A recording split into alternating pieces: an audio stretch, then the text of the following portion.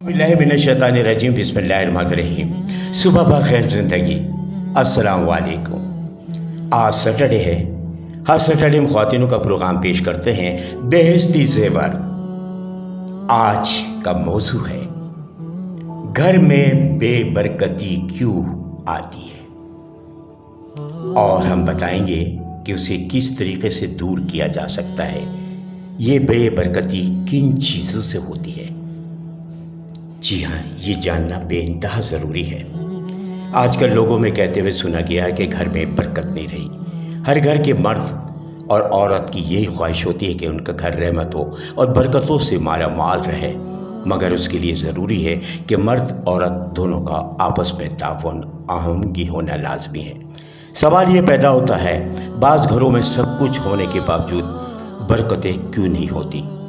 इससे बेबरकती की क्या वजूहात हैं, उन्हें किस तरह दूर किया जा सकता है। अमूमन तौर पर यह देखा गया है, शौहर जब सुबह अपनी नौकरी पर निकल जाता है तो अमूमन तौर पर औरतें अपने घरदारी में, बच्चों में, दूसरे अमूर में मसरूफ़ हो जाती हैं। मगर इन औरतों में ऐसी भी होती हैं जो सोकर पूरा दिन गुजार देती हैं, और जब शौहर का आने का वक्त होता है तब जाकर वो घर को देखती हैं। सोने की आदत, जी हाँ, बहुत बुरी है। सोना नहुसत है, ख़ासकर घर में जब भी बरकतें ख़त्म हो जाती है, इसलिए ज़्यादा नहीं सोया करें। घर बर्बाद हो जाते हैं और परेशानियां आन घेरती हैं। बाज़ लोग रात को देर से सोते हैं और सुबह देर से जागते हैं, जिसकी वजह से उनके घर की बरकतें उड़ जाती हैं। याद रहे कि फजर की नमाज का वक्त बरकतों का वक्त है। उस वक्त अल्लाह की बरकत और रहमत नाजिल होती है और रिज़्क़ के फरिश्ते आसमानों से बंदों का रिज़्क़ लेकर आते हैं। जो लोग उस वक्त में गफलत की नींद सो रहे होते हैं तो उनके घरों से बरकत ख़त्म हो जाती है। यूँ तंगदस्ती उनका मुक़द्दर बनती है। इसलिए आप भी इस काम के आदी हों तो आज ही इस काम को छोड़ दें। इसी तरीके से रात नंगे सर सोने वाले हज़रत और ख़वातीन भी इस बात का एहतियात करें कि रात को नंगे सर नहीं सोना चाहिए। ख़ास तौर पर ख़वातीन इस बात का ख्याल रखें, रात को दुपट्टा लेकर सोएं। नंगे सर सोना भी दुरुस्त नहीं है। आज का ज़्यादातर घरों में अंदर ही अटैच बाथरूम बनाए जाते हैं। लेट्रिन अंदर ही होता है, जिसकी वजह से गुस्लखाना भी एक हो जाता है और वहीं वज़ू किया जाता है, जबकि वज़ू पाक साफ़ जगह पर होना चाहिए ताकि घर में बरकतें नाज़िल हो सके।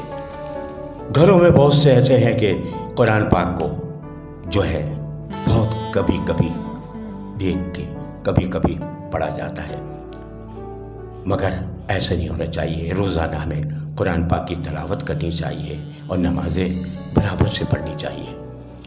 आइए दस्तरखान की तरफ चलते हैं। दस्तरखान पर खाने पीने की अशिया को छोड़ देना, उन्हें अच्छी तरीके से साफ़ न करना भी ऐसी आदत है जो कि घर से बरकत दूर कर देती है।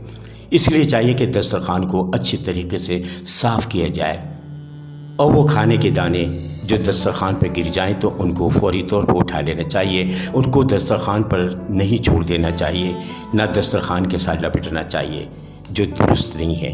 और रात के वक्त झाड़ू, जी हाँ, अमूमन तौर पर अक्सर घरों में रातों को भी झाड़ू लगाई जाती है, जो अच्छा अमल नहीं है। इसी तरह घर में कूड़ा करकट भी हर जगह पड़ा न रहना चाहिए।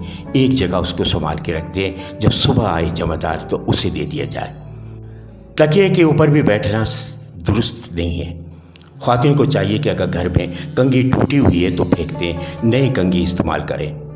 कपड़े खड़े होकर पहनना भी अच्छी आदत नहीं है, जिससे मना किया गया। ख़ासकर दरवाज़ों पर बैठकर खाने खाने से ख़ासकर मना फरमाया गया है। हमें इन छोटी छोटी बातों को नज़रअंदाज नहीं करना चाहिए। अगर गौर करें, पहले वक्तों के बुज़ुर्ग इन बातों पर बहुत तवज्जो देते थे। एक ही घर में कई कई फैमिलियाँ मिलकर ज़िंदगी हंसी खुशी गुजारती थी। आइए चलते चलते आखिरी में चंद हदीसों की जानिब आते हैं।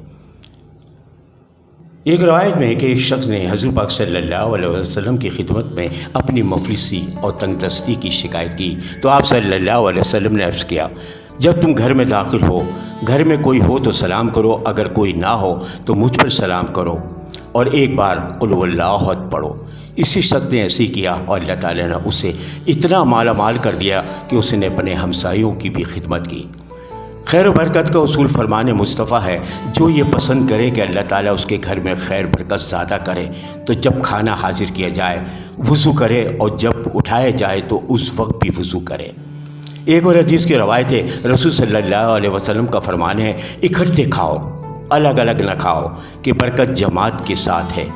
جو شخص ہر رات میں سورہ واقعہ پڑھے گا اس کو کبھی فاقہ نہ ہوگا۔ آج بس اتنے ہی۔ دعاؤں کا طلبگار سید محمد سلیم جلالی۔